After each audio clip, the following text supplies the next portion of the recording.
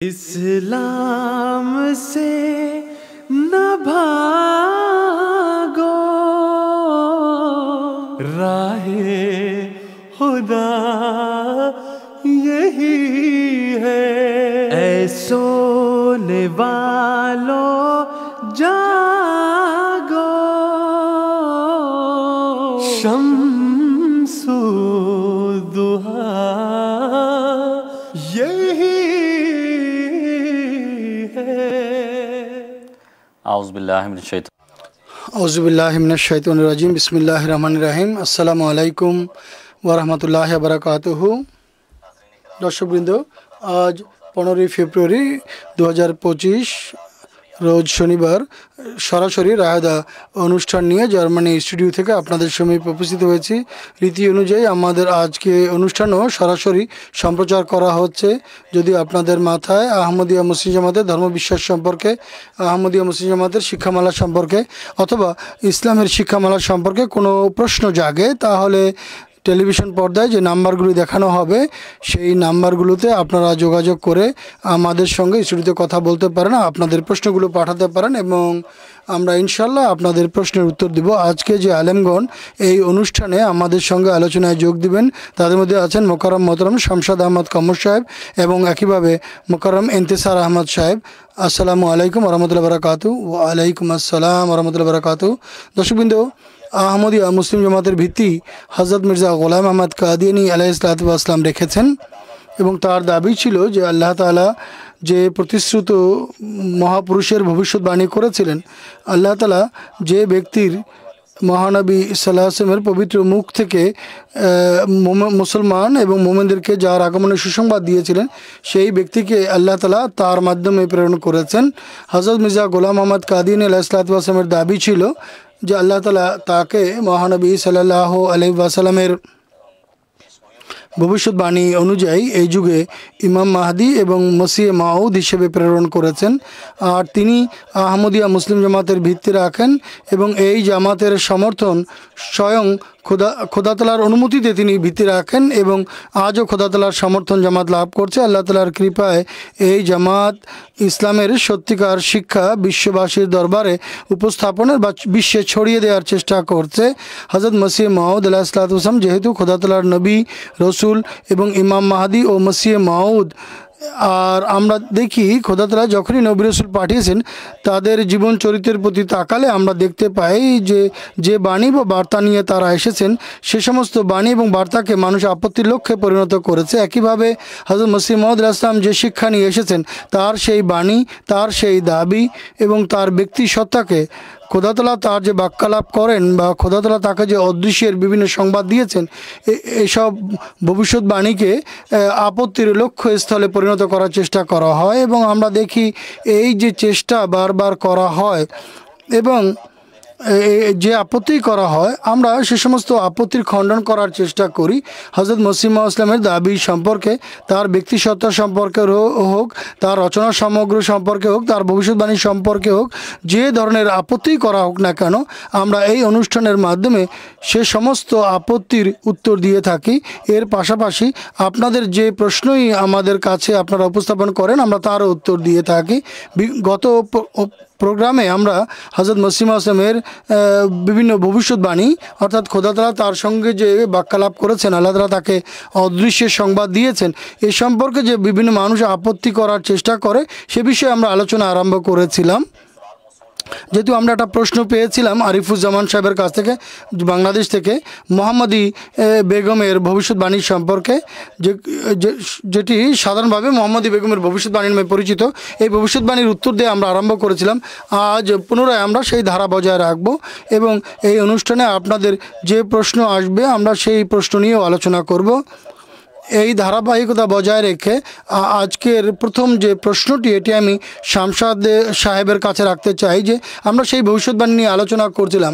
আপনার কাছে অনুরোধ, আপনি আমাদেরকে বলুন এবং দিক নির্দেশনা দিন যে এই ভবিষ্যৎবাণী কবে, কীরকম ছিল, কিভাবে পূর্ণ হয়েছে। আউযু বিল্লাহি মিনাশ শাইতানির রাজিম, বিসমিল্লাহির রহমানির রহিম।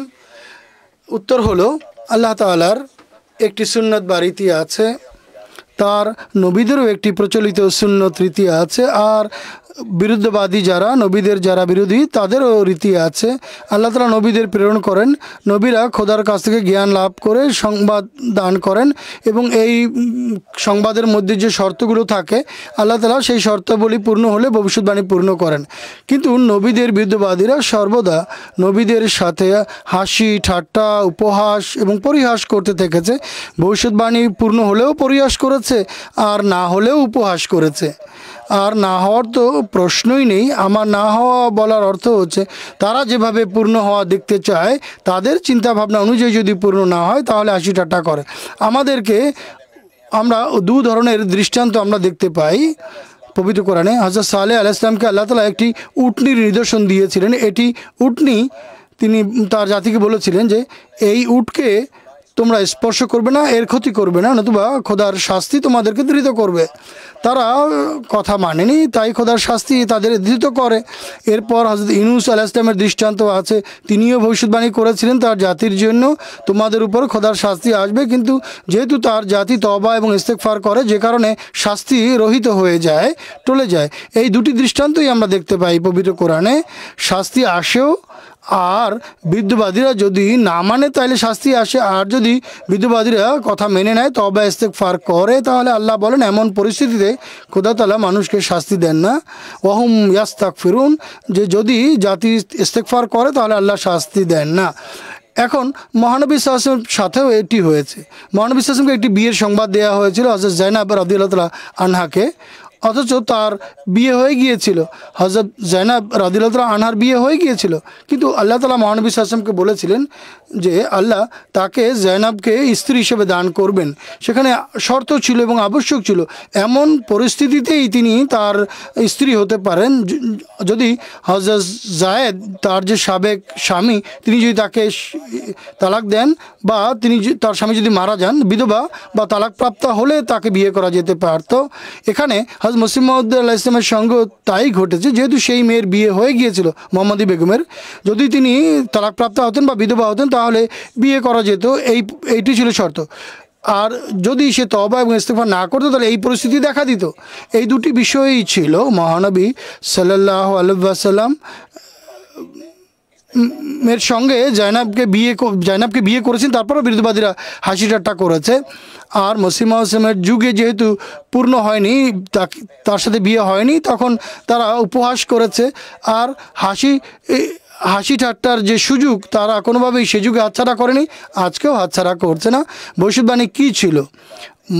মসিহ মাউসেমের এই যে আত্মীয় স্বজন ছিল তারা ইসলামের বিরুদ্ধে, হযরত মুহাম্মদ মুস্তাফা সাল্লাল্লাহু আলাইহি ওয়াসাল্লামের বিরুদ্ধে, পবিত্র কোরআনের শিক্ষামালার বিরুদ্ধে তারা কথা বলতো, কটূক্তি করতো এবং উপহাস করতো, পরিহাস করতো, হাসি ঠাট্টা করতো। আর ফুপুর মেয়েকে বিয়ে করাকে তারা অপছন্দনীয় মনে করত। মসিহ মাউদ আলাইহিস সালামের পরিবারের কিছু জমি জেরাতের সমস্যা ছিল, যা সেই ব্যক্তির সাথে সম্পর্ক রাখতো, মোহাম্মদ বেগমের পিতার সাথে। আর হযরত মসিহ মাউদ ইসলামের সাক্ষী দস্তখত ছাড়া সেই জমি তাদের নামে হতে পারতো না। তাই তারা এসে বলেছিল যে আপনি দস্তখত করে দিন যাতে এই জমি আমরা পেয়ে যাই। হযরত মসিহ মাউদ বলেন, আমি খোদা তাআলার সমীপে ইস্তেখারা করা ছাড়া কোনো কাজ করি না, আমি ইস্তেখারা করে উত্তর দেব। তিনি ইস্তেখারা করেন, তখন আল্লাহ তাআলা এই শর্ত নির্ধারণ করেন। এটি খোদার পক্ষ থেকে ছিল। হযরত মসিহ মাউদ আলাইহিস সালামের কোনো আকাঙ্ক্ষা ছিল না। হ্যাঁ, তাদের সংশোধনের আকাঙ্ক্ষা ছিল অবশ্যই। আল্লাহ তাআলা এই শর্ত নির্ধারণ করেন যে তার কাছে বলো তুমি মেয়েকে বিয়ে দাও। যদি তোমার কাছে মেয়ে বিয়ে দেয় তাহলে এই সম্পর্ক বরকতের কারণ হবে, কেননা নবীর সঙ্গে যে আত্মীয়তার সম্পর্ক হয় এটিও একটা লজ্জা সম্ভ্রম সাথে নিয়ে আসে। ধীরে ধীরে তারাও আত্মীয় স্বজন হওয়ার কারণে তারা তার ধর্মে দীক্ষিত হয় ধীরে ধীরে। এরপর খোদা তাআলা বলেছেন যদি তারা তোমার সঙ্গে বিয়ে না দেয় তাহলে তাদের জন্য এটি এক শাস্তির রূপ পরিগ্রহ করবে।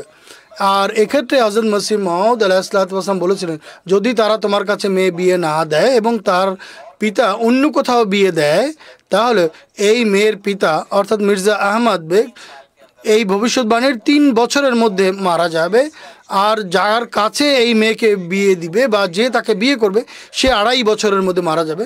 শর্ত হচ্ছে যদি সে তওবা না করে, তাহলে তওবা করলে মারা যাবে না। হযরত মুসলিম বলে আমি তার নানিকে দেখি, তার চেহারা ছিল একেবারে বিপদগ্রস্ত এবং কান্না জড়িত। তিনি আমাকে বলেন, তুবি তুবি ফাইনাল বালা আলা আকা বেকে, হে হে মহিলা তবা করো, বিপদ বিপদ তোমার দোরগোড়ায় এসে দাঁড়িয়েছে, তোমার বাড়ির চৌকাটা পর্যন্ত পৌঁছে গেছে। হুজুর এটি বলেন, ভবিষ্যৎবাণী করেন, কিন্তু তারা বিরত হয়নি, উপহাস করতে থেকেছে। তওবা ইস্তেগফার না করে তারা উপহাস করায় আরও বেড়ে যায়। আর তারা মসিহ মাউদ আলাইহিস সালামের সঙ্গে বিয়ে না দিয়ে তারা মির্জা সুলতান আহমদের সঙ্গে তাকে বিয়ে দেয়।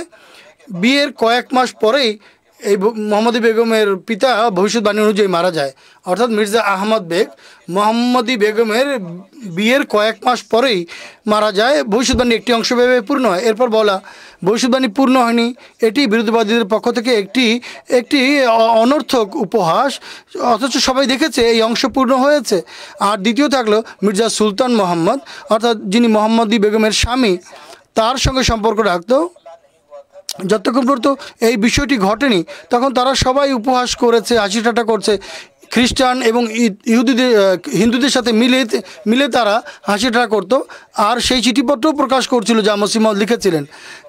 আর মির্জা আহমদ বেগ মারা যাওয়ার সাথে সাথে তারা চিন্তিত হয়ে পড়ে, এবং এই চিন্তা আসার সাথে সাথে মির্জা সুলতান আহমদ সাহেব তওবা ইস্তেগফারের প্রতি মনোযোগ নিবদ্ধ করেন। আর হযরত মসিহ মাউদ আলাইহিসসালামকে তিনি বাণীও পাঠান। এরপর মোহাম্মদী বেগমও বার্তা পাঠান, সংবাদ পাঠান, হুজুরকে নিবেদন করেন যে এতে আমার কোনো অপরাধ নেই, আমার পিতা আমাকে বিয়ে দিয়েছেন। মহিলাদের যে অবস্থা আমাদের সমাজে থাকে, মেয়েদের যে অবস্থা, এই পরিস্থিতি দেখে আল্লাহ তাআলা তার উপর থেকে এই বিপদ দূরীভূত করে দেন। এই যে সাবধানতাপূর্ণ ভবিষ্যৎবাণী, এই ভবিষ্যৎবাণীর ক্ষেত্রে যখন মানুষ তওবা ইস্তেগফার করে তখন সেই শাস্তি চলে যায়। যদি তারা বাধ্যত নাও করেন, তারপরেও তওবা এবং ইস্তেগফারের কারণে তাদের এই বিপদ দূর হয়ে যায়। এরপর আসল যে মূল উদ্দেশ্য ছিল তা ছিল তাদের সংশোধন। বিয়ে ছিল একটা দ্বিতীয় উদ্দেশ্য বা একটা ভিন্ন বিষয়। যদি তারা তার মসিহ মাউদের কাছে দেওয়ার জন্য বলেন, তার মানে হচ্ছে খোদার প্রতি মনোযোগ নিবদ্ধ হচ্ছে। খোদার প্রতি মনোযোগ, সামান্য পরিমাণ মনোযোগ নিবদ্ধ করলেও শাস্তি দূর হয়ে যায়। আর যখন শাস্তি দূর হয়ে যায় তখন বিরুদ্ধবাদীরা চিৎকার করতে আরম্ভ করে যে 2.5 বছর পার হয়ে গেছে, সময় পার হয়ে গেছে, এখনও মির্জা সুলতান আহমদ মারা যায়নি, ইত্যাদি ইত্যাদি। এরপর হযরত মসিহ মাউদ ইসলাম বলেন যে দেখো, যদি এ বেঁচে যায় তাহলে শুধুমাত্র এ কারণে যে সে তওবা এবং ইস্তেগফার করেছে এবং সত্যের প্রতি মনোযোগ নিবদ্ধ করেছে। যদি সে সত্যের পানে ফিরে না আসে তাহলে মির্জা সুলতান মোহাম্মদের কাছ থেকে, মির্জা সুলতান মোহাম্মদকে দিয়ে বিজ্ঞাপন দেওয়াও যে আমি এই ভবিষ্যৎবাণীর কারণে মারা যায়নি, আমি কোনো তওবা করিনি, ইস্তেগফার করিনি, আমি সত্যের দিকে মনোনিবেশ করিনি, এবং তাকে উৎসাহিত করো। তারা যেন বিজ্ঞাপন দিয়ে দেয়। বিজ্ঞাপন দেওয়ার পর যে নির্ধারিত সময় খোদা নির্ধারণ করবে, এতে কোনো ধরনের পরিবর্তন হবে না। এবং মসিহ মাউদ ইসলাম বারবার এই ঘোষণা দেওয়ান, কিন্তু এটি হয়েছিল যে সে বারবার তওবা এবং ইস্তেগফারের কথা প্রকাশ করেছে বিভিন্ন জায়গায়। আমাদের কাছে প্রমাণ আছে, আল ফজলেও ছাপতে থেকেছে।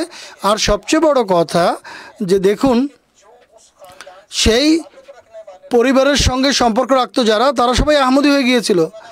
আর যারা শত্রু তারা বেহুদা চিৎকার করছে। যাদের সম্পর্কে ভবিষ্যৎবাণী ছিল তারা বলছে পূর্ণ হয়েছে, কিন্তু ডানে বামে যারা আছে তারা চিৎকার করছে হযরত মোহাম্মদী বেগম সাহেবার মা আহমদী হয়ে গেছে, মোহাম্মদী বেগমের ছেলে আহমদী হয়ে গেছে, মোহাম্মদী বেগমের 2 জন বোন আহমদী হয়ে গেছে, তার ভাই আহমদী হয়ে গেছে, আরও অন্যান্য আত্মীয় স্বজনও আহমদিয়ত গ্রহণ করেছিল। তাদের আহমদিয়ত গ্রহণ করা এ কথার অকাট্য প্রমাণ বহন করে যে তারা সবাই এটি স্বীকার করে যে ভবিষ্যৎবাণী পূর্ণ হয়েছে।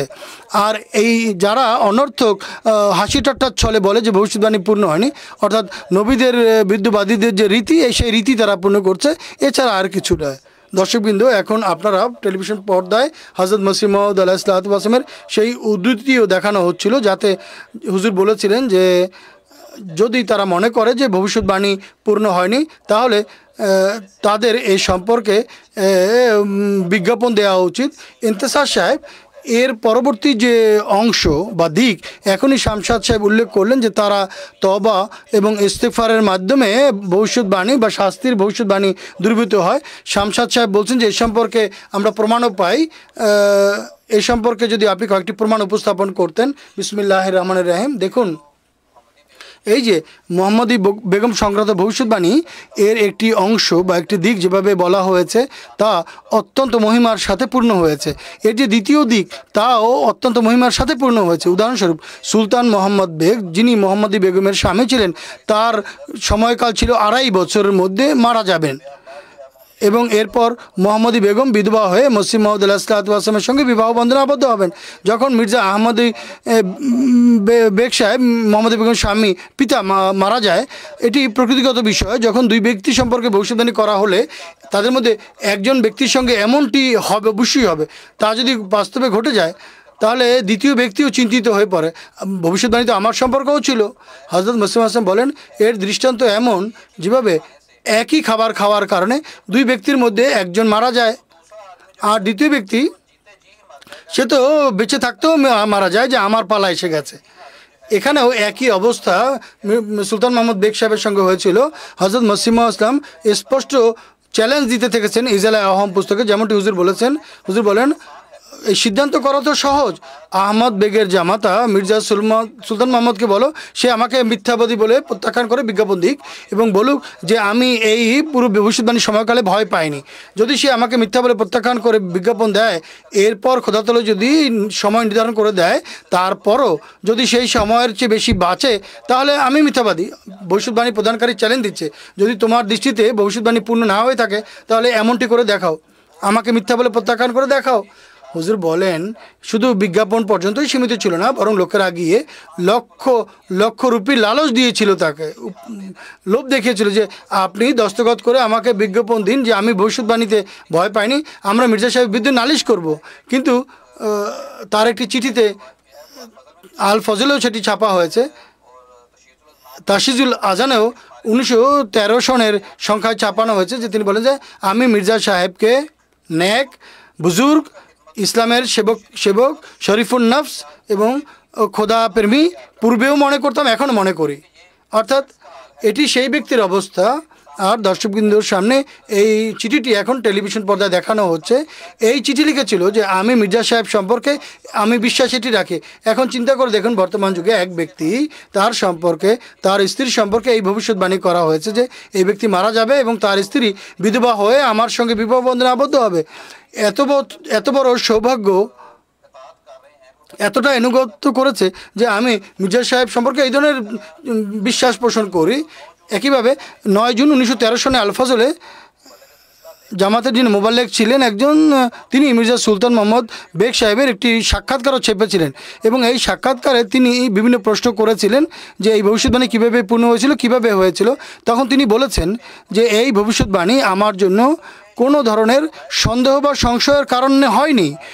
এরপর তিনি আরও বলেন যে আমি কসম খেয়ে বলছি, ইমান এবং বিশ্বাস হযরত মির্জা সাহেবের প্রতি আমার ছিল। আমার ধারণা আপনারা যারা তার প্রতি বয়াত করেছেন আপনাদেরও বিশ্বাস ততটা মজবুত নয়। অতএব এটি তার তওবার অনেক বড় একটি প্রমাণ। এরপরে আমরা এগিয়ে গেলে দেখি যে মির্জা ইসহাক বেগ সাহেব, যদি বাড়িতে সবসময় এই কথাই আলোচনা হয় যে মির্জা সাহেব এই ভবিষ্যদ্বাণী করেছিলেন, এই ভবিষ্যদ্বাণী মিথ্যা প্রমাণ হয়েছে, আমাদের উপরে বাড়াবাড়ি করা হয়েছে, তখন তার পুত্র, তার তো ইসলাম এবং আহমদিয়া থেকে অনেক দূরে সরে যাওয়া উচিত ছিল। কিন্তু কি হয়েছে? এর বিপরীত হয়েছে। মোহাম্মদী বেগম এবং মির্জা সুলতান মোহাম্মদ বেগ সাহেবের পুত্র মির্জা ইসহাক সাহেব, তিনি স্বয়ং আহমদিয়তের কোলে আশ্রয় নিয়েছে এবং হযরত মসিহ মাউদ হাতে বয়াত করেছে। যদি তিনি মনে করতেন যে এই ভবিষ্যদ্বাণী পূর্ণ হয়নি, তাহলে তিনি কেন মসিহ মাউদের হাতে বয়াত করলেন? প্রশ্ন হচ্ছে, তিনি বলেন আমি কথা নিবেদন করতে চাই যে আল্লাহর কসম, আমি কোনো লোভ, লালসা বা জাগতিক উদ্দেশ্য বা কারো চাপে পড়ে আহমদিয়া জামাতে অন্তর্ভুক্ত হইনি, বরং খোদা তাআলার কৃপার অধীনে এক দীর্ঘদিন গবেষণার পর আমি এ বিষয়ে ঈমান আনতে সক্ষম হয়েছি যে হযরত মির্জা সাহেব তার প্রত্যেক দাবির ক্ষেত্রে সত্য এবং মামুর মিনাল্লাহ, আল্লাহ প্রত্যাদিষ্ট। এরপর আরেকটি রেওয়ায়েত এ সম্পর্কে পাওয়া যায় যে হযরত মির্জা সুলতান আহমদ বেগ সাহেব তিনি বলেন যে সানাউল্লাহ অমৃতসরী যে জামাতের ঘোর বিরোধী ছিল, সে একবার তার কাছে যায় এবং তার কাছে বসে এবং মির্জা সুলতান মোহাম্মদ সাহেব বলে আপনি বসুন, আমি আপনার জন্য পানি ইত্যাদির ব্যবস্থা করি। তিনি বলেন না না, আমি বসবো না, আমি চা ইত্যাদি পান করবো না, আমি খুব জরুরি একটি কাজ নিয়ে এসেছি। তিনি বলেন যে আপনি বসুন, আরাম করেন, আশ্বস্ত হন। কী কাজ? তিনি বলেন মির্জা সাহেব এই যে বিজ্ঞাপন দিয়েছে যে মির্জা সুলতান মোহাম্মদ তার বিরুদ্ধে মিথ্যা বলে প্রত্যাখ্যান করে বিজ্ঞাপন দাও, আপনি তাকে মিথ্যা বলে প্রত্যাখ্যান করে লিখিত রেখে দেন, আমি তার বিরুদ্ধে নালিশ করব। তখন মির্জা সুলতান আহমদ সাহেব বলেন যে খোদা তাআলার ভয় আমাকে এই কাজ থেকে বিরত রেখেছে। খ্রিস্টান এবং হিন্দুরা লেকরামের হত্যার কারণে এবং খ্রিস্টানরা আবদুল্লাহ আথমের কারণে অনেক বেশি হইচই হট্টগোল করেছিল। আর মির্জা সুলতান মোহাম্মদ সাহেবকে সে যুগে লক্ষ লক্ষ রুপি প্রলোভন দেখিয়েছিল, কিন্তু তিনি এই পুরো সময়কালে তারা ব্যর্থই থেকেছে, বিফল হয়েছে। এটি অনেক বড় একটি প্রমাণ মির্জা সুলতান মোহাম্মদ সাহেবের তওবার যে ভবিষ্যৎবাণী পূর্ণ হয়েছে। ভবিষ্যৎবাণী যেই বলা হয়েছিল যদি সে তওবা করে তাহলে এই 2.5 বছরের সময়কাল এটি দূর হয়ে যাবে। বাস্তবে তাই হয়েছে, তিনি তওবা এবং ইস্তেগফার করতে থেকেছেন। আর খোদা তাআলা সেই শাস্তির ভবিষ্যৎবাণী দুর্বৃত্ত করেন। এটি খোদা তাআলার সুন্নত, যা আমরা পবিত্র কোরআন এবং মহানবী সাল্লাল্লাহু আলাইহি ওয়াসাল্লামের হাদিস থেকেও এটি আমরা পাই। যা হোক, জাযাকাল্লাহ। এই সম্পর্কে আপনি কয়েকটি প্রমাণ উপস্থাপন করেছেন। আমাদের কাছে যারা দর্শক আছে তাদের প্রশ্ন আসতে আরম্ভ করেছে, কিন্তু আমাদের আসল আলোচনার যে বিষয় ছিল সেই বিষয়টি নিয়ে আলোচনা করব। শামসাদ সাহেব, আপনি বলেছিলেন যে আল্লাহ তাআলা বলেছিলেন যে তুমি তাকে বিয়ে করার প্রস্তাব দাও, যদি সে তোমার কাছে মেয়েকে বিয়ে দেয় তাহলে শাস্তি দূর হয়ে যাবে। তখন একটি প্রশ্ন দাঁড়ায় যে এটি কি ভদ্র সমাজে এটি কি বিয়ের প্রস্তাব দেওয়ার একটি মাধ্যম, যে কার যদি কোনো জায়গায় কাজ আটকে যায় তাহলে বলেন মেয়ে বিয়ে দাও, তা তোমার কাজ করে দিব। এটি আসলে বিদ্যুৎবাদীদের আপত্তি। তিনি কোনো একটি কাজে এসেছিলেন আর সে বিয়ের কথা বলছেন, এরপর যখন বিয়ে হয়ে গিয়েছিল তারপরও তিনি এমনটি করেছেন বারবার। আসল কথা হচ্ছে ভদ্র এবং সম্ভ্রান্ত বা অসম্ভ্রান্ত বা অশালীন কাকে বলা হয়? নবী খোদার পক্ষ থেকে শিক্ষা নিয়ে আসেন, নবী খোদার পক্ষ থেকে যে শিক্ষা নিয়ে আসেন তাকে অমান্য করাই মূলত মিথ্যা বলে প্রত্যাখ্যান, আর তাকে যারা মান্য করে তারাই মূলত ভদ্র মানুষ। নবী আসার পূর্বে যে প্রচলিত প্রথা থাকে, যদি মানুষ এর উপরে যারা আমল করে তাদেরকে ভদ্রলোক বলা হয় বা তাদেরকে সম্মানী মানুষ বলা হয়, তাহলে অন্যান্য নবীদের সম্পর্কে আপনি কী বলবেন? মহানবী সাল্লাল্লাহু আলাইহি ওয়াসাল্লামের আবির্ভাবের সময় আরবদের মাঝে যে প্রচলিত রীতি ছিল, তাদের সেই প্রচলিত প্রথাকে কি আপনি সম্মানজনক প্রথা বলবেন? যেমন প্রতিমা পূজা তারা করতো, এটি কি ইবাদতের সম্মানজনক কোনো প্রথা? অথবা মহিলাদের সম্পর্কে আরবদের মাঝে যে প্রচলিত রীতি ছিল, তারা তো তাদেরকে জীবন্ত পুঁতে মেরত, একে কি আপনি সম্মানজনক প্রথা বলবেন? না, সম্মানজনক প্রথা সেটি যা খোদা তাআলার পক্ষ থেকে একজন নবী যে শিক্ষা নিয়ে আসেন এর উপরে আমল করা। সেই লোকেরাই সম্মানিত মানুষ বলার বেশি যোগ্য রাখেন তাদের তুলনায় যারা প্রাথমিক যুগের বা নবী আসার পূর্বের যে প্রচলিত প্রথা নিয়ে চলে তাদের চেয়ে বেশি সম্মানিত এরা। আল্লাহ তাআলা পবিত্র কোরআনে বলছেন তার আবির্ভাবই হয়েছিল এই জন্য। সেই প্রচলিত প্রথা এবং রীতিনীতিকে যাকে তারা সম্মানজনক মনে করত, এই সম্মানজনক প্রথাকে যেন খণ্ডন করা হয় হযরত মুহাম্মদ সাল্লাল্লাহু আলাইহি ওয়াসাল্লামের মাধ্যমে। আর আল্লাহ তাআলা বলেন ওয়াইয়াযু আনহুম ইসরাহুম ওয়াল আগলাল আল্লাতী তাআলাত আলাইহিম, সম্ভবত এই রসুল যিনি তাদের গলা থেকে বেড়ি খুলে নিচ্ছেন, সেই প্রচলিত প্রথার বেড়ি যা তাদের গলায় আবদ্ধ ছিল তা খুলতে এসেছেন। মহানবী সাল্লাল্লাহু আলাইহি ওয়াসাল্লাম তো এই জন্যই আবির্ভূত হয়েছিলেন। মহানবী সাল্লাল্লাহু আলাইহি ওয়াসাল্লামের আদর্শ যদি আমরা দেখি যে তিনি এই সমস্ত বিষয়গুলোকে কিভাবে হ্যান্ডেল করেছিলেন। উদাহরণস্বরূপ, যখন পর্দার আদেশ অবতীর্ণ হয় এরপর অবশ্যই মহানবী সাল্লাল্লাহু আলাইহি ওয়াসাল্লাম বলেছেন যখন বিয়ে শাদীর সমস্যা হয় তখন ছেলে মেয়ে একে অপরকে দেখে নিতে পারে যাতে কোনো সমস্যা দেখা না দেয়। এখন প্রচলিত প্রথার দিকে যদি তাকান তাহলে সে সময় এক সাহাবীর বাড়িতে বিয়ের আলোচনা হচ্ছিল। ছেলে বলে আমি তো মেয়েকে দেখতে চাই, এরপর আমি আমার মতামত দিব। কিন্তু সেই সাহাবী বলেন যে না, পর্দার আদেশ জারি হয়েছে, এটি আমরা তোমাকে দেখাবো না।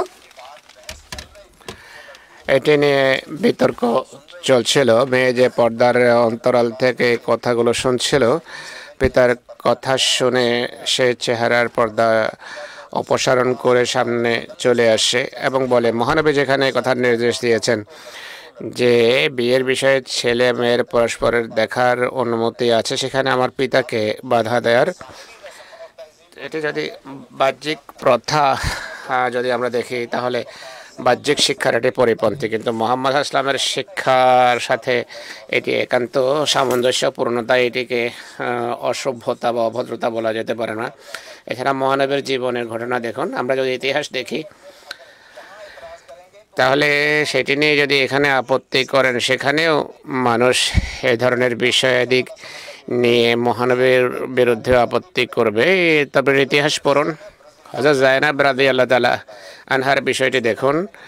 সেই সম্পর্কে লেখা আছে, মহানবী সাল্লাল্লাহু আলাইহি ওয়াসাল্লাম কোনো কাজে হযরত যায়েনবের ঘরে যান, যায়েদ ঘরে ছিলেন না। হযরত যায়েনব রাদিয়াল্লাহু আনহাকে কেউ বলে যে দরজায় বা বাইরে মহানবী এসেছেন, যে পোশাক পরিহিতা ছিলেন হালকা কাপড়ে, তাৎক্ষণিকভাবে হুজুরের সামনে এসে যান। হুজুর তাকে দেখে অন্যদিকে মুখ ফিরিয়ে নেন। একই সাথে হযরত যায়েনব বলেন, হে আল্লাহর রাসূল ভিতরে আসুন। হুজুর ভিতরে যাননি। হযরত যায়েদের কথা জিজ্ঞেস করেন। যায়েনব বলেন, হে আল্লাহর রাসূল তিনি তো ঘরে নেই। এরপর মহানবী সুবহানাল্লাহিল আযীম সুবহানাল্লাহি মুসাররিফুল কুলুব এটি পড়ে তিনি ফিরে আসেন। হযরত যায়েদ আসলে যায়েনব বলেন, মহানবী সাল্লাল্লাহু আলাইহি ওয়াসাল্লাম এসেছিলেন। তিনি বলেন, হুজুরকে ঘরে কেন ডাকেননি? তিনি বলেন, আমি ঘরে ডেকেছি কিন্তু তিনি আসেননি, বরং ফিরে গেছেন। হযরত যায়েদ জিজ্ঞেস করেন, মহানবী কি কিছু বলেছেন? তিনি বলেন, মহানবীর যে কথা শুনেছি, যেতে যেতে তিনি যা পড়ছিলেন তা হলো সুবহানাল্লাহিল আযীম সুবহানাল্লাহি মুসাররিফুল কুলুব। হযরত যায়েদ তাৎক্ষণিকভাবে এই কথা শুনে মহানবীর কাছে যান, হুজুরকে জিজ্ঞেস করেন, হুজুরকে নিবেদন করেন যে হে আল্লাহর রাসূল আপনি এসেছিলেন, আপনি ঘরের ভিতরে আসেননি। আমি মনে করি যে যায়েনবকে আপনার পছন্দ হয়েছে। যদি আপনি পছন্দ করেন আমি তাকে তালাক দিতে পারি, আপনি তাকে বিয়ে করেন। হুজুর বলেন যে আমসিক আলাইকা যাওজাকা, তোমার স্ত্রীকে নিজের কাছে রাখো। এরপর তাবরির ইতিহাসে আবার লেখা আছে যে আবার লেখা হয়েছে হযরত যায়েদ এরপর হযরত যায়েনবের উপর তিনি প্রাধান্য বিস্তার করতে পারেন। বারবার হুজুরের কাছে এসে বলতেন যে আমি তাকে তালাক দিচ্ছি। মহানবী বলতেন যে তাকে তালাক দিও না। কিন্তু এরপর হযরত যায়েদ যায়েনবকে তালাক দেন। তালাকের পর মহানবী তাকে বিয়ে করেন। যেভাবে সেই ঘটনা ইতিহাসে লেখা হয়েছে, বিরোধীরা এই ঘটনাকে পুঁজি করে আপত্তি করে। যেভাবে আজকাল মৌলবীরা আপত্তি করে যে মির্জা সাহেব এই যে রীতি অবলম্বন করছে সেটা ভ্রান্ত, তো বিরোধীরা এটি নিয়ে আপত্তি করে। একইভাবে মহানবীর আরেকটা বিয়ে নিয়ে আপত্তি, হযরত জুয়াইরিয়া সংক্রান্ত বনু মুস্তালিকের যুদ্ধের ঘটনা। এটি বনু মুস্তালিকের অনেক লোককে দাসী বানানো হয়েছে, সাহাবীদের মাঝে বন্টন করা হয়েছে। হযরত জুয়াইরিয়া তখন সাবেদ বিন কায়েস রাদিয়াল্লাহু আনহুর ভাগে পড়েন বা তার চাচাতো ভাইয়ের ভাগে আসে। রওয়ায়েতে কিছুটা সন্দেহ রয়েছে এখানে। তিনি তার সাথে মুকাতাবাত বা লিখিত চুক্তি করেন যে এত টাকা দেব, আমাকে মুক্তি দিতে হবে এত টাকার বিনিময়ে। এটিকে বলা হয় মুকাতাবাত করা হয়, কিন্তু দেওয়ার মতো টাকা ছিল না। আর এর জন্য মহানবী সাল্লাল্লাহু আলাইহি ওয়াসাল্লামের কাছে আসেন। হযরত আয়েশা রাদিয়াল্লাহু তাআলা আনহা বর্ণনা করেন, আমি যখন আমার হুজরা থেকে কক্ষ থেকে জুয়াইরিয়াকে দেখলাম, তিনি খুবই সুন্দরী আকর্ষণীয় নারী ছিলেন। আমি ভাবলাম যে এটা ঠিক হয়নি যে মহানবী সাল্লাল্লাহু আলাইহি ওয়াসাল্লামের কাছে গেলে আমার হৃদয়ে যে ধারণা জাগে তা মহানবীর হৃদয়ে জাগবে। এরপর মহানবীর কাছে তিনি আসেন এবং বলেন যে আমার নাম জুয়াইরিয়া। নিজের পরিচয় তুলে ধরেন, বলেন যে আমি হারেস বিন জারারের কন্যা, যিনি গোত্রের নেতা। আপনি জানেন আমি কি সমস্যায় আছি। আমি সাবেদ বিন কায়েসের ভাগে পড়েছি, আমি লিখিত চুক্তি করেছি, কিন্তু ওর কাছে টাকা নেই। আপনার সাহায্যের জন্য এসেছি, যে টাকা আদায়ের ক্ষেত্রে আমাকে সাহায্য করুন। হুজুর বলেন যে আমি কি এর চেয়ে উত্তম শর্ত কি বলবো না? তিনি বলেন যে হে আল্লাহর রাসূল বলুন সেই শর্তটি কি? তিনি বলেন তোমার পয়সা আমি দিয়ে দিচ্ছি, তুমি আমাকে বিয়ে করো। তিনি বলেন ঠিক আছে, আমি প্রস্তুত। এরপর তিনি তাকে বিয়ে করেন। বিয়ের পর যা হয় তা হলো সাহাবীরা জানতে পেরেছেন হযরত জুয়াইরিয়াকে মহানবী বিয়ে করেছেন। তারা তাৎক্ষণিকভাবে ঘোষণা দেন যে বনু মুস্তালিক এখন মহানবীর শ্বশুরপক্ষ, তাই কারো কাছে যদি কোনো দাস বা দাসী থাকে সেই গোত্রের, তারা যেন সবাইকে মুক্ত করে দেয়। হযরত আয়েশা বর্ণনা করেন যে সবাইকে মুক্তি দেয়া হয়, আর প্রায় শতাধিক ব্যক্তি সেই গোত্রের মুক্তি লাভ করে। তো এইখানেও হযরত জুয়াইরিয়া কোনো কাজে এসেছিলেন, টাকা চাওয়ার জন্য এসেছিলেন চুক্তির জন্য। মহানবী বলেন যে আপনি আমার সাথে বিয়ে করেন, আমি দিয়েছি। তাই মসিহে মওদের বিরুদ্ধে যে আপত্তি করা হচ্ছে, একই আপত্তি তাহলে নাউজুবিল্লাহ মহানবীর বিরুদ্ধে পড়তে হবে না। এর কারণ হলো এটি রসুলের মান্যকারীদেরও একটা রীতি আছে, নবীর একটা সুন্নত বা রীতি রয়েছে, বিরোধীদের একটা কর্মপন্থা আছে। নবী খোদার নির্দেশনা ছাড়া কোনো কাজ করেন না, যাই করেন মানবজাতির কল্যাণার্থে করে থাকেন, তাদের হেদায়েতের জন্য করে থাকেন। বিরোধীরা সবসময় নেতিবাচক দৃষ্টিতে দেখে এবং হাসি ঠাট্টার লক্ষ্যে পরিণত করে। হযরত মুহাম্মদ মুস্তাফা সাল্লাল্লাহু আলাইহি ওয়াসাল্লামের প্রতি আমাদের ঈমান আছে, আর মসিহ মওদকেও আমরা মানি। আমরা মনে করি মহানবী যেসব বিয়ে করেছেন সেই বিয়ের উদ্দেশ্য কামনা বাসনা চরিতার্থ করা নয়, বরং মানবতার কল্যাণ এবং মানুষকে খোদার দিকে আকর্ষণের একটি কারণ হয়েছেন তিনি। মসিহ মওদ একই উদ্দেশ্যে এই বিয়ের প্রস্তাব দিয়েছিলেন, নতুবা তার কোনো প্রবৃত্তির কামনা বাসনা ছিল না। জবাব কি হদ তক তো ঠিক है, इसको एक्सेप्ट किया जा सकता है हजरत। প্রশ্নের উত্তর হিসাবে আমরা এটি মেনে নিতে পারি, মসিহ মওদের বিরুদ্ধে যদি আপত্তি করা হয় তাহলে মহানবীর বিরুদ্ধেও সেই আপত্তি করা যেতে পারে। আমরা তো বলি আপত্তি করা যেতে পারে, কিন্তু অমুসলিম বা পাশ্চাত্যের ধর্মযাজক ওরিয়েন্টালিস্টকে আমরা কি উত্তর দেব? অমুসলিম যারা এই কথা নিয়ে, জয়নবের ঘটনা নিয়ে হামলা করে, হযরত জুয়াইরিয়ার ঘটনায়ও তারা আক্রমণ করে, আমি বললাম যে ঈমান আনয়নকারীদের দৃষ্টিভঙ্গি ভিন্ন হয়ে থাকে, আল্লাহ তাদেরকে হেদায়েত দেন। বিরোধী যারা আছে তাদের কাজেই হলো হাসি ঠাট্টা, হাসি বিদ্রুপ করা। হযরত জায়নাব এবং জুয়াইরিয়া সম্পর্কে বিরোধীরা যে আপত্তি করে, নাউজুবিল্লাহ, তারা বলে যে মহানবীর কামনা বাসনা চরিতার্থ করা ছিল উদ্দেশ্য। কেউ যদি তাকে জিজ্ঞেস করে, জায়নাবকে তিনি নাকি হালকা কাপড়ে দেখেছেন, এই কারণে তার বাসনা জাগ্রত হয়েছে। মহানবী হযরত জায়নাবকে সারা জীবন দেখেছেন, তার ফুফাতো বোন ছিলেন, আত্মীয় ছিলেন, তার সামনে বড় হয়েছেন। তিনি তাকে পর্দার নির্দেশ পরে এসেছে, পূর্বেও তাকে দেখেছেন। হযরত জায়েদের সাথে মহানবী জায়েদের কাছে তাকে বিয়ে দিয়েছেন, তাই কথা বলা যে এই কারণে করেছেন মহানবী, এটি ভুল ভ্রান্ত। দ্বিতীয়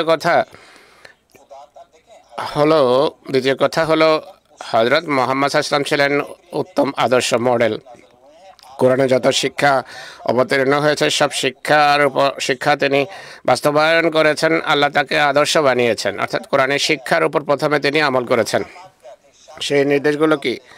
বিয়ে শাদীর বিষয়ে আল্লাহ তাআলা কি কি নিষেধ, কি কি বৈধ, সেগুলো স্পষ্টভাবে বর্ণনা করেছেন। মা, বোন, ফুপি এর বিস্তারিত বিবরণ আছে, কাদের সাথে বিয়ে করা যায় না। এছাড়া বাকি যারা আছে তাদের সাথে আল্লাহ তাআলা বলেছেন তার সাথে বিয়ে করতে পারেন। সামাজিক কুপ্রথা কিছু ছিল যেগুলোকে নবী খণ্ডন করার জন্য আসলে একটি কুপ্রথা হলো জেহার, অর্থাৎ স্ত্রীকে মা বলে বসা, যে তুমি মায়ের মতো আমার জন্য হারাম। আল্লাহ তাআলা সূরা আহজাবে বলেন যে তোমরা যদি কাউকে এইভাবে মা বলে বসো, তারা তোমাদের মা হয় না। মা বলে দাবি করলে কেউ মা হয়ে যায় না, আর ছেলে বলে কাউকে দাবি করলে সে ছেলে হয়ে যায় না। আল্লাহ তাআলা কোরআনে এমন আয়াত নাযিল করেছেন, আল্লাহ বলছেন আল্লাযীনা ইউযাহিরুনা মিনকুম মিন নিসাইহিম, তোমাদের মাঝে যারা স্ত্রীদের প্রতি জেহার করে তাদেরকে মা বলে বসে, মা হুন্না উম্মাহাতুহুম, তারা তাদের মা নন।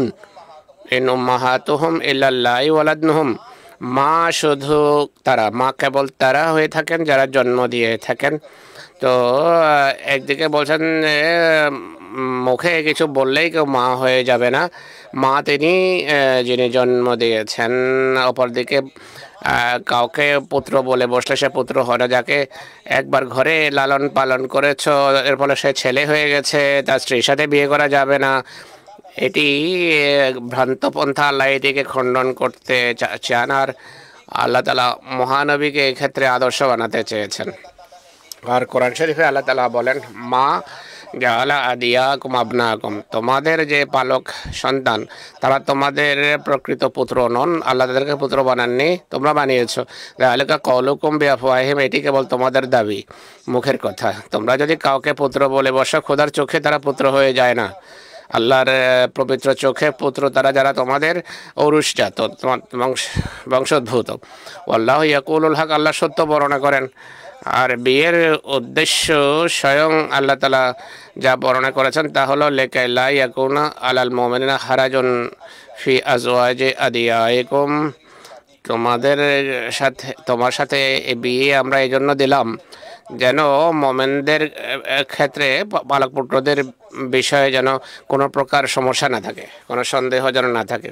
মহানবীর প্রতি আমরা ঈমান আনি যে আল্লাহ তাআলা যা বর্ণনা করেছেন, যারা কিছু এমন সম্পর্ক আছে যাদের সাথে বিয়ে হতে পারে না, কিন্তু মৌখিকভাবে কেউ বলে মাও হয়ে যায় না আর সন্তানও হয়ে যায় না। এই আদর্শ আরেকটা বিষয় আছে, देता, लेकिन रस्म कायम थी। बाज़ औक़ात ये भी होता है कि तालीम दे दी, जब तक प्रैक्टिकली अमल ना करके दिखाया जाए लोगों के दिल नहीं मानते। কোন পর্যন্ত আমল করা না হয় মানুষ মানে না, শিক্ষা দিলেও। আল্লাহ শিক্ষা দিয়েছেন যে পালক পুত্রের স্ত্রীর সাথে যদি তালাক হয়ে যায় তাহলে তাকে বিয়ে করা যেতে পারে। যদি মহানবী এই দৃষ্টান্ত স্থাপন না করতেন তাহলে কোরআনে শিক্ষা হওয়া সত্ত্বেও সাহাবা এর উপর আমল করতেন না। এই কারণে যা আবশ্যক ছিল তা হলো আল্লাহ তাআলা যে শিক্ষা দিয়েছেন মহানবীর সে শিক্ষার উপর আমল করা। আমরা বলবো যে সদিচ্ছা নিয়ে মহানবী এমনটি করেছেন, নতুবা এর কোনো প্রয়োজন ছিল না। দেখুন আদর্শ কি, দাসদের মাঝেও সাম্য ছিল, দাসদেরকেও সমান অধিকার দিতেন। যায়েদ দাস ছিলেন, তাকে পুত্র বানিয়েছেন, তাদের লালন পালন করেছেন, তাকে যায়েদ বিন মোহাম্মদ বলা হতো। কৃতদাসকে সম্মান দিয়েছেন। একই বংশের মনের সাথে তার বিয়ে হয়েছে। বালক পুত্র সংক্রান্ত যে শিক্ষা, এটি খোদার একটা স্কিম। শত্রু এটিকে ব্যক্তিগত স্কিম বলতে পারে, বলুক, কিন্তু আমরা বলবো এটি খোদার স্কিম। একইভাবে জোয়ারিয়াকে নেন, এটি বলা যে প্রবৃত্তির কামনা বাসনার জন্য মহানবী এমনটি করেছেন। যদি এমনটি সত্যি যদি এমন হতো তাহলে বিয়ের কি দরকার ছিল, স্ত্রী বানানোর কি প্রয়োজন ছিল? সাহাবীকে বলতেন যে পয়সা আমি দিচ্ছি, সে আপনার পর সে আমার দাসী, কেউ বাধা দিত না। যদি আকর্ষণীয় হওয়ার কারণে তাকে অধীনস্থ করার ইচ্ছা হতো তাহলে বিয়ে না করেও করতে পারত। স্ত্রী বানিয়েছেন, তার অর্থ সে স্বাধীন ছিল, সে দাসী নয়। তো মহানবীর একটা রীতি ছিল যে যে সমস্ত দাসী বা দাস আসতো সেখানেও মানবিক আবেগ অনুভূতির প্রতি শ্রদ্ধা প্রদর্শন করতেন। বাদশার মেয়ে হলে তার পদমর্যাদা অনুসারে সাহাবেদের মাঝে সে বন্টন হতো। সাফিয়া সম্পর্কে রয়েছে, বনু কুরাইজার সর্দারের নেতা ছিলেন। যখন বন্টন হয় সাহাবীরা মহানবীকে পরামর্শ দেন যে হে আল্লাহ রসুল, এর পিতা সমুয়েল ছিল সর্দার, তাই আপনি নিজেই তাকে নিয়ে নিন। কিন্তু মহানবীর পন্থা দেখুন, এমন কোনো মহিলা তার ভাগে পড়লে, যেভাবে সাফিয়া এসেছিলেন, তাকে তিনি দাসী হিসাবে নেননি, তার সাথে বিয়ে করেন, স্বাধীন নারী হিসাবে তাকে রেখেছেন। দাসী অর্থ হলো ঘরের চাকরানি, তাকে চাকরানি নয় বরং ঘরের মালিক বানিয়েছেন। হযরত জোয়ারিয়াকে তাৎক্ষণিকভাবে বিয়ে করেনি, কিন্তু রওয়ায়েত পড়লে মানুষ মনে করবে যে সুন্দরী ছিলেন তাই বিয়ে করেছেন, বিষয় এমন নয়। জোয়ারিয়া যখন নিজের পরিচয় দিলেন, যখন বললেন যে আমার নাম জোয়ারিয়া, আমি হারেস বিন জারারের কন্যা, যে গোত্রের সর্দার ছিল, তখন হুজুর বুঝতে পেরেছেন যে আচ্ছা গোত্রের সর্দারের কন্যা। হুজুর বলেন যে একদিকে তার পয়সা দেওয়া আবশ্যক, অপরদিকে ভাবলেন যে সে সাহাবের কাছে তার থাকা উচিত নয়, সর্দারের মেয়ে সর্দারের কাছে থাকা উচিত। দ্বিতীয়ত সে সাহায্য চাচ্ছে। তো আরবদের মাঝে যখন সম্পর্ক প্রতিষ্ঠিত হতো সেখানে শ্রদ্ধা এবং ভদ্রতার সম্পর্ক প্রতিষ্ঠিত হতো। এই কারণে সেই গোত্রের লোকদের জন্য এটি হেদায়েতের কারণ হতো। মহানবী ভাবলেন এই যেহেতু সর্দার কন্যা, তাই পয়সা দিয়ে দেন এবং বলেন আমি তোমাকে মুক্ত করে তোমাকে বিয়ে করছি। আর দাসী থেকে রানী বানিয়েছেন, সম্মান দিয়েছেন।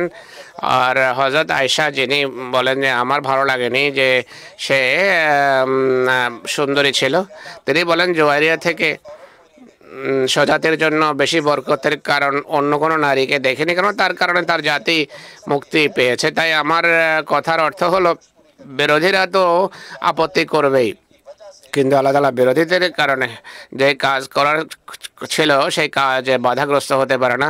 তাই বিরোধীদের যে নোংরা কথাবার্তা অপলাপ, তাদের মাথায় যে নোংরামি, তারই এটি পরিচায়ক। নতুবা খুবই পবিত্র পরিচ্ছন্ন রীতি ছিল। এই রীতি হযরত মুহাম্মদ সাল্লাল্লাহু আলাইহি সাল্লাম অবলম্বন করেছেন, আর এটি হযরত মসিহে মাউদ অবলম্বন করেছেন। আর এটি একটি পবিত্র রীতি, আর আসল উদ্দেশ্য সংশোধন ছিল, আর আল্লাহর সৃষ্টিকে খোদার সাথে মিলিত করা এবং সেদিকে নিয়ে আসা হলো উদ্দেশ্য। আল্লাহ তাআলা জাযাকুমুল্লাহ, আপনি খুবই পরিষ্কারভাবে এই উভয় প্রশ্নের উত্তর তুলে ধরেছেন। जो हज़रत मसीह मौद अलैहिस्सलाम ইন্তেসার সাহেব মসিহ মউদের যে ভবিষ্যৎবাণী সম্পর্কে যে আপত্তি করা হয় সেটি নিয়ে আলোচনা অব্যাহত রাখবো। এলহামের শব্দ হলো জাওয়াজনাকাহা আল হাক্কু মির রাব্বিকা ফালা তাকুম মিনাল মুমতারিন লা তাবদিলা লিকালিমাতিল্লাহ।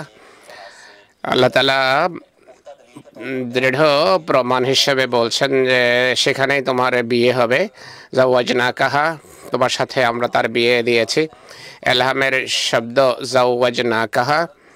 আর হযরত মসিহ মাউদ আলাইহিস সালাম এই শব্দের যে অনুবাদ করেছেন, তার চেয়ে উত্তম অনুবাদ এই শব্দের অন্য কেউ করতে পারে না। তিনি বলছেন ফিরে ফিরে আসার পর তোমার সাথে তার বিয়ে দিয়েছি। ফিরে আসার অর্থ কি? মির্জা সুলতান মোহাম্মদ যে মোহাম্মদী বেগমের ভবিষ্যৎবাণীর দ্বিতীয় অংশ ছিল, যদি সে মসিহ মউদকে মিথ্যা প্রতিপন্ন করত, এর ফলে আল্লাহ যে মেয়াদ নির্ধারণ করতেন এরপর সে মারা যেত, আর এর ফলে মোহাম্মদী বেগম বিধবা হিসেবে মসিহ মউদের কাছে আসতো এবং মসিহ মউদের সাথে বিয়ে হতো, তাহলে এক্ষেত্রে আল্লাহর শব্দ পরিবর্তন হতো না। কিন্তু যেখানে সে তওবা করেছে, আর মুসলমানদের দৃষ্টিতে স্বীকৃত বিষয় যে জাফাত আশ-শর্ত ফাতাল মাশরুত, শর্ত যদি উঠে যায়, যে কথার জন্য কোনো যখন শর্ত নির্ধারণ করা হয়, শর্ত যদি আর না থাকে তাহলে এর ফলাফলও প্রকাশ পাবে না। সুলতান মোহাম্মদ যেহেতু তওবা করেছে, ইস্তেগফার করেছে, আর মিথ্যাবাদী আখ্যায়িত করেনি মসিহ মউদকে, তাই ভবিষ্যৎবাণী টলে গেল, আর ভবিষ্যৎবাণী পুরো মহিমার সাথে পূর্ণ হয়েছে।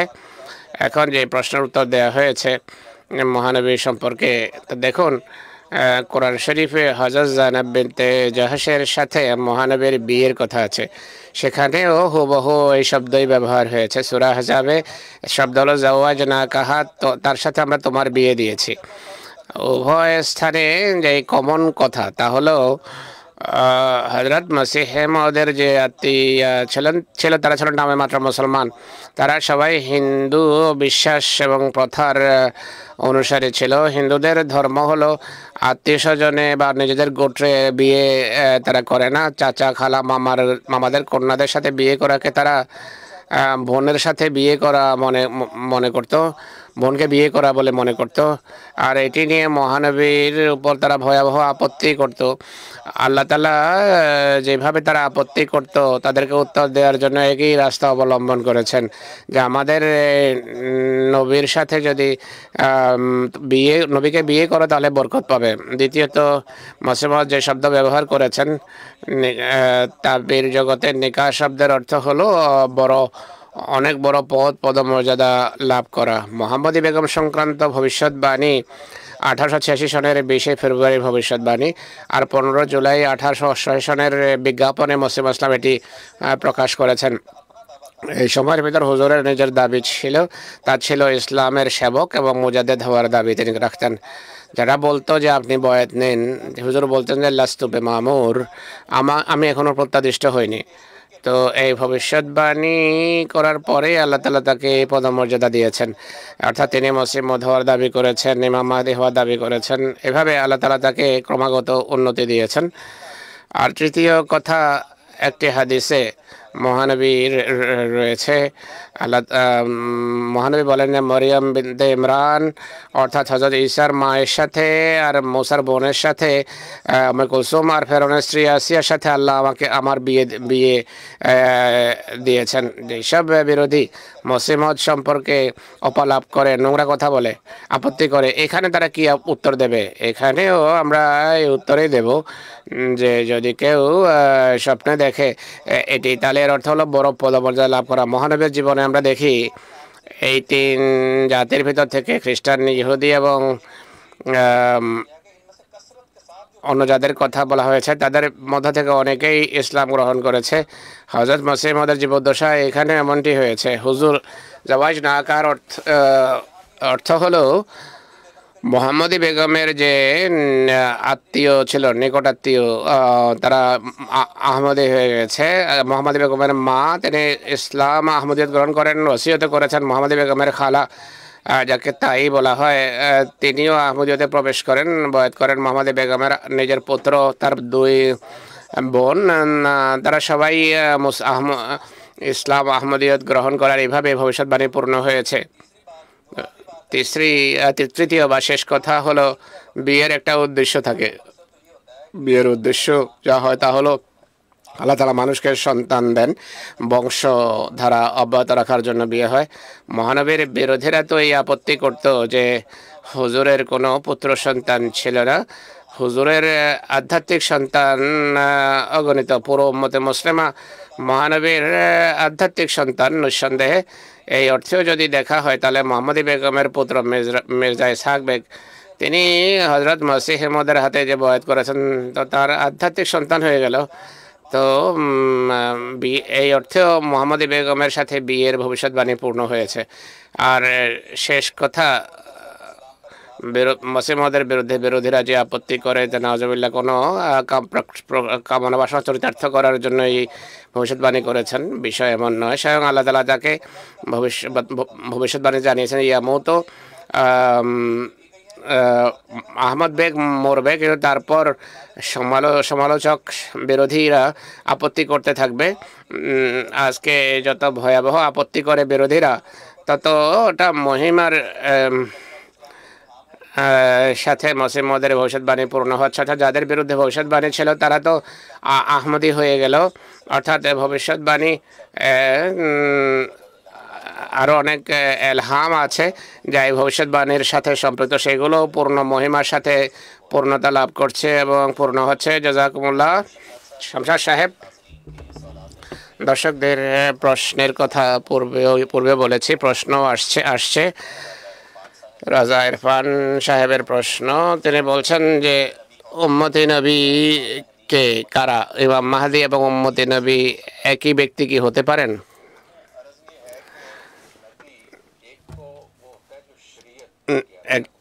এক ধরনের নবী তারা যারা খোদার পক্ষ থেকে শরীয়ত নিয়ে আসেন তাদেরকে শরীয়তধারী নবী বলা হয়। দ্বিতীয়ত নবী তারা হয়ে থাকেন যারা শরীয়ত আনেন না, কিন্তু পূর্বের নবীর প্রতি যে শরীয়ত অবতীর্ণ হয় সেই শরীয়তের উপর আমল করানোর জন্য আল্লাহ তাআলা কাউকে নবী করে পাঠান।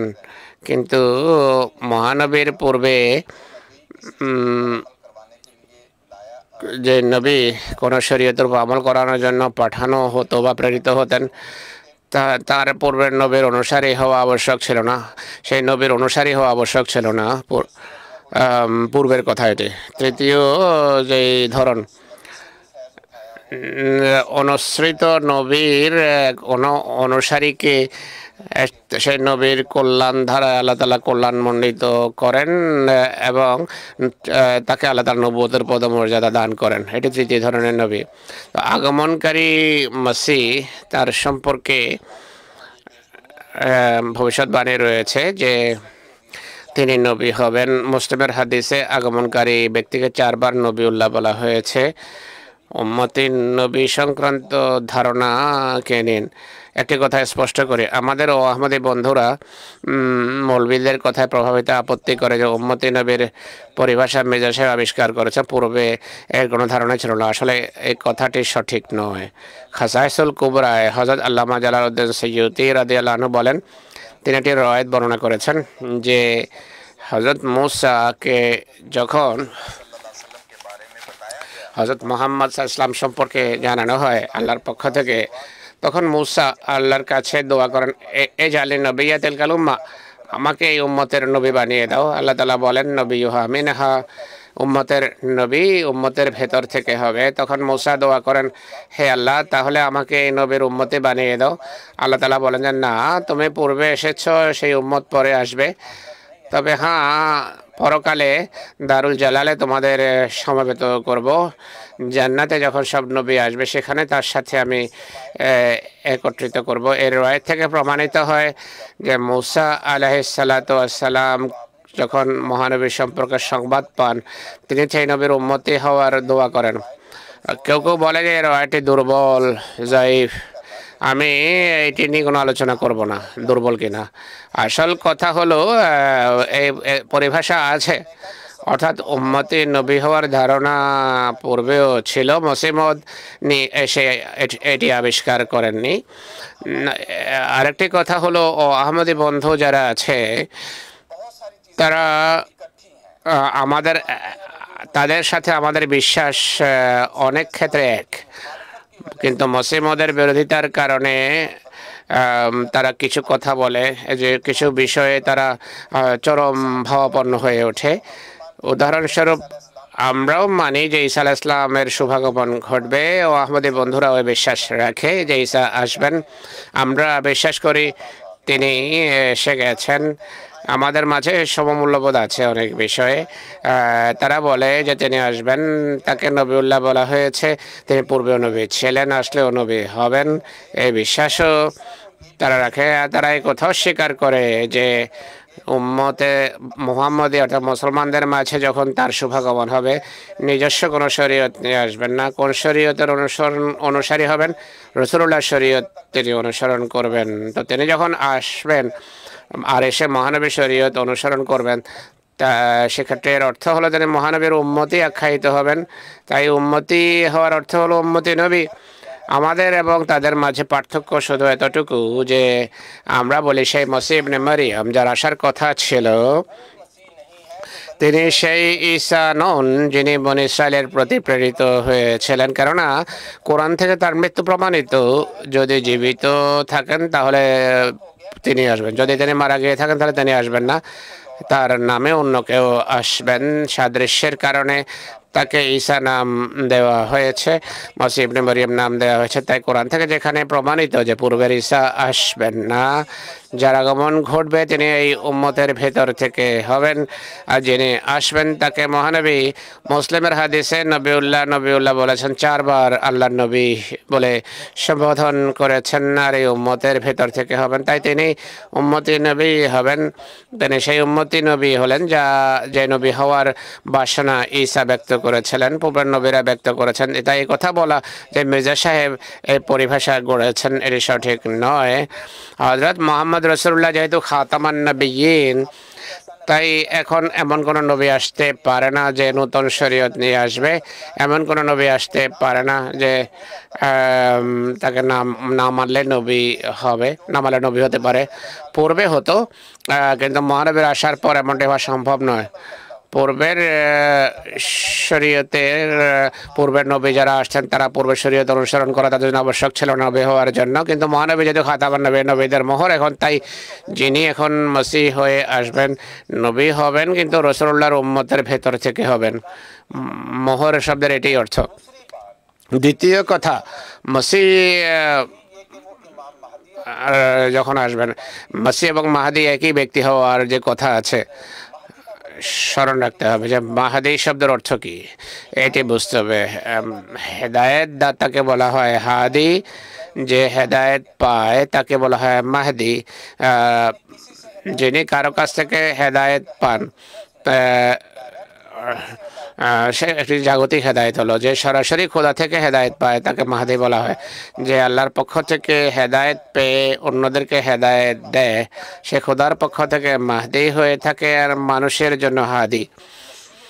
মসিহে মউদ যার আসার কথা তিনি পৃথক কেউ নন। পূর্বের নবীরাও ইমামও ছিলেন, আবার মাহদিও ছিলেন, আবার হাদিও ছিলেন। আল্লাহর পক্ষ থেকে হেদায়েত পেয়ে মানুষকে হেদায়েত দিতেন। যেমন সূরা আম্বিয়াতে আল্লাহ তাআলা হজরত ইব্রাহিম, লূত, ইয়াকুব, হজরত ঈসা তথা বিভিন্ন নবীর কথা বলার পর 74 নম্বর আয়াতে বলছেন ওয়াজআলনাহুম আইম্মাতান ইয়াহদুনা বিআমরিনা, আমরা তাদেরকে ইমাম বানিয়েছি। আইম্মা শব্দ ইমামের বহু বচন।